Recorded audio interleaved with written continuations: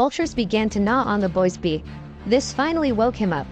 He ran the vulture over. The vulture falls. Wait a minute, fell. The boy looks down. He's fallen over the edge of a cliff.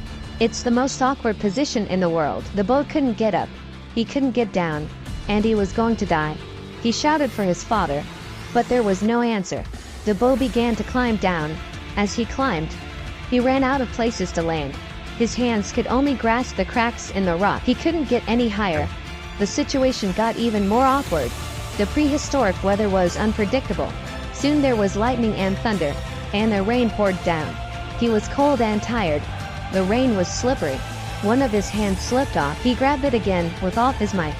He looked down. It's starting to pool at the bottom of the cliff. Maybe there's a way out. The boat continued to hang on for dear life. After a while, the water had reached a certain depth. It's now or never. The boat let go of his hand. He fell down. When he woke up again, he's on the ground. He's saved. Not really. A sharp pain came from his leg. It seems that when he fell off the cliff, he broke his leg.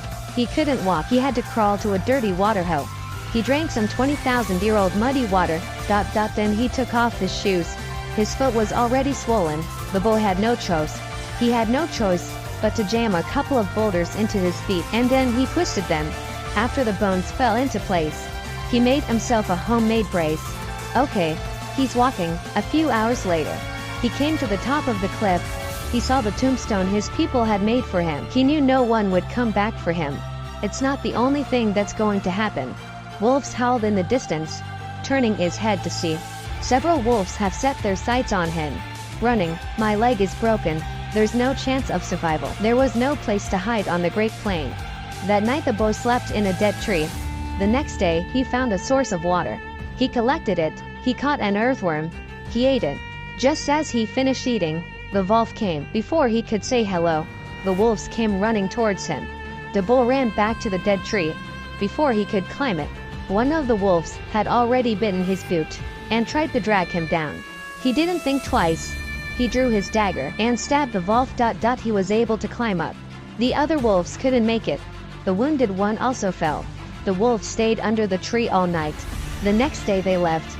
Only the wounded man was left. The boy made a spear out of a knife and a stick. He went to the wolf. He was going to kill it and eat it. But when he raised the spear and listened to the wolf's pitiful cries, the boy couldn't do it. Growing up, he was the softest of the tribe and the most worth